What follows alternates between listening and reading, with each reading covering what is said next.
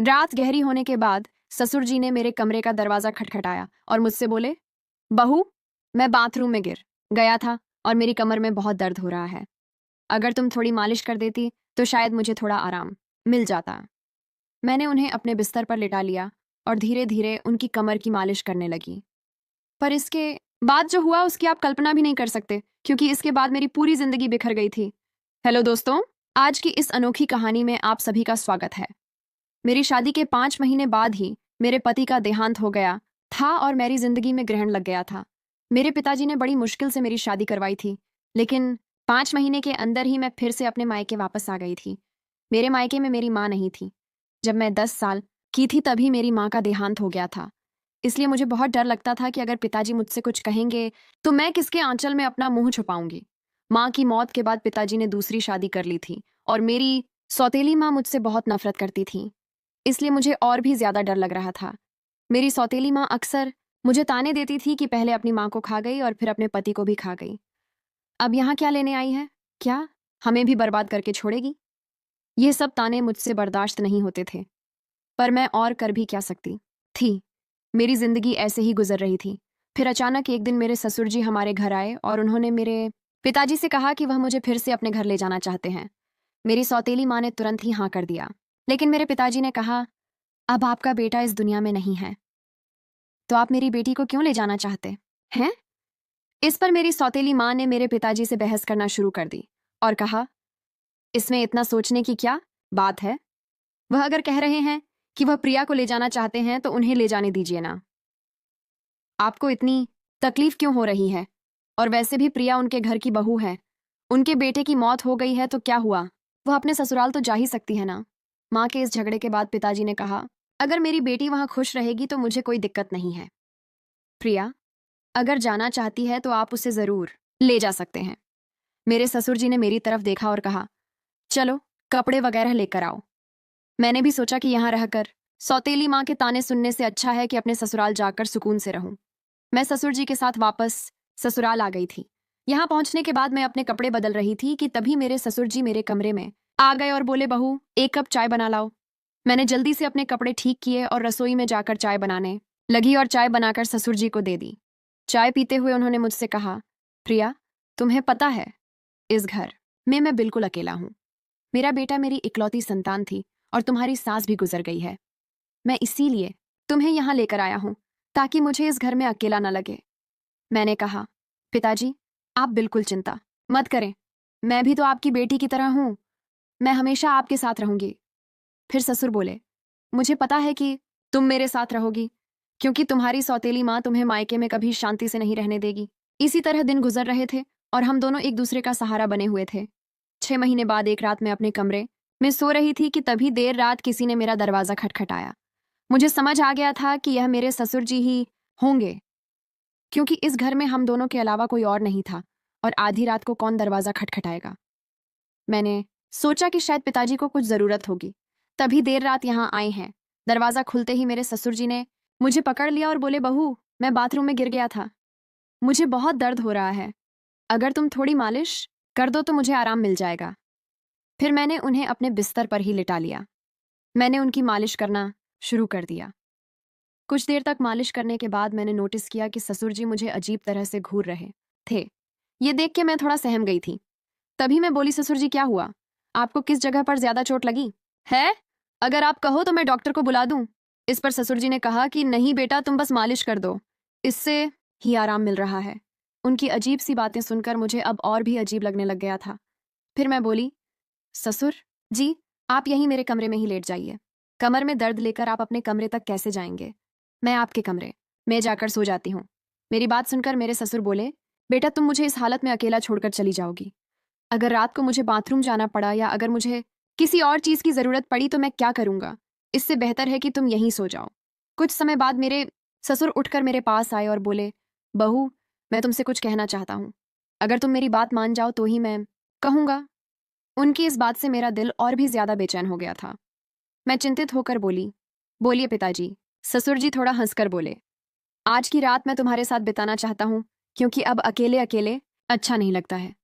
मेरी पत्नी के मरने के बाद मैंने सोचा था कि फिर से शादी करूंगा, पर जब बेटे की भी मौत हो गई तो फिर मैंने शादी के बारे में सोचा ही नहीं। पर जब से तुम वापस आई हो तब से मैं तुम्हारे प्यार में दीवाना हो चुका हूँ। उनकी यह सारी बातें सुनकर मुझे बहुत असहज महसूस हुआ, लेकिन उनकी बात का विरोध करने की हिम्मत नहीं हुई। मैं अपने कमरे में ही सोफे पर लेट गई, लेकिन मुझे नींद नहीं आ रही थी क्योंकि मुझे बहुत डर लग रहा था।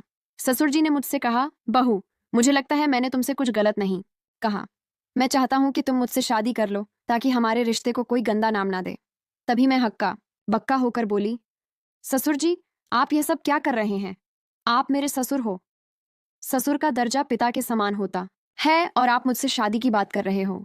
आप बोलने से पहले एक बार सोच तो लो कि आप क्या क्या बोले जा रहे हो। तभी मेरे ससुर बोले, देखो बहू, मैं मानता हूं कि मैं कभी तुम्हारा ससुर था, लेकिन तुम्हारे पति को मरे हुए अब 1 साल हो चुका है। जब मेरा बेटा ही नहीं रहा तो हमारे बीच में ससुर और बहू का रिश्ता कहाँ बचा है? मैं भी अकेला हूं और तुम भी अकेली हो। हम पति पत्नी बनकर जिंदगी भर एक दूसरे का साथ दे सकते हैं। उनकी यह बातें सुनकर मेरा मन विचलित हो गया था। मैं आगे और कुछ भी नहीं बोल पाई। एक और सौतेली माँ के अत्याचार और दूसरी तरफ ससुर जी का यह अजीब व्यवहार। मैं तो इन दोनों के बीच ही फंस गई थी। जैसे तैसे रात बीती और अगली सुबह मैं अपने ससुर जी की बातों पर सोच विचार करने लग गई।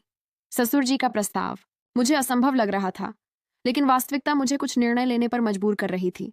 फिर मुझे ख्याल आया कि मैं अपने पिताजी से जाकर बात करती हूँ, लेकिन यह सब बातें अपने खुद के पापा से करने की हिम्मत मुझ में नहीं हुई, क्योंकि मुझे पता था कि पिताजी से बात करने के बाद मेरी जिंदगी में और भी नई समस्याएं आ सकती हैं। इसलिए मैं उनके पास नहीं गई। एक दिन ऐसे ही शाम को फिर से मेरे ससुर जी ने मुझसे कहा, बहू, मैंने तुमसे कुछ गलत नहीं चाहा।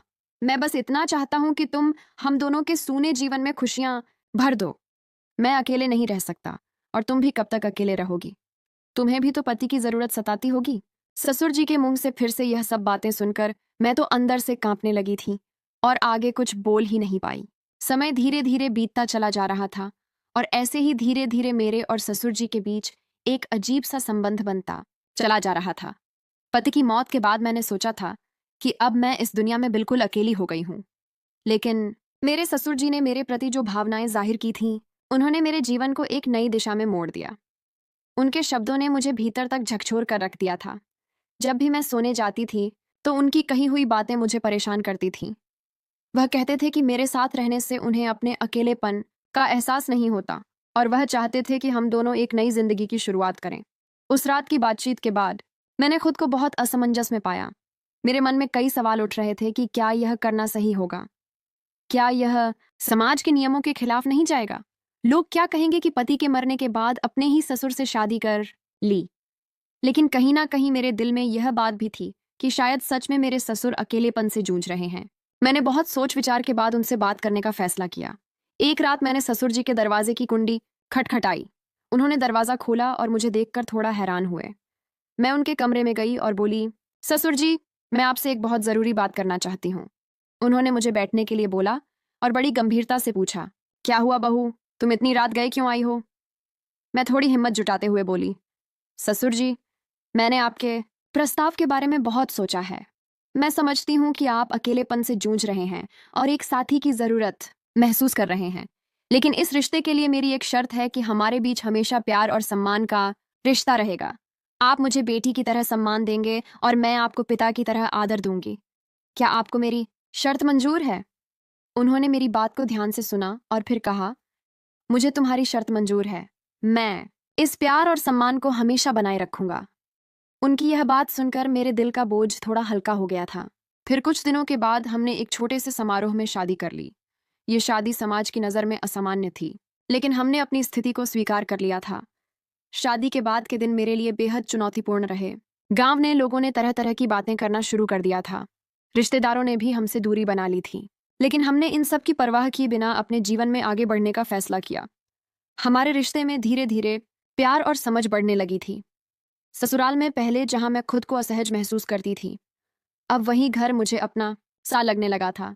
ससुर जी हर संभव प्रयास करते थे जिससे मैं खुश रहूं। उन्होंने मेरी हर छोटी बड़ी जरूरत का ख्याल रखा था और मेरी सारी ख्वाहिश पूरी करते थे।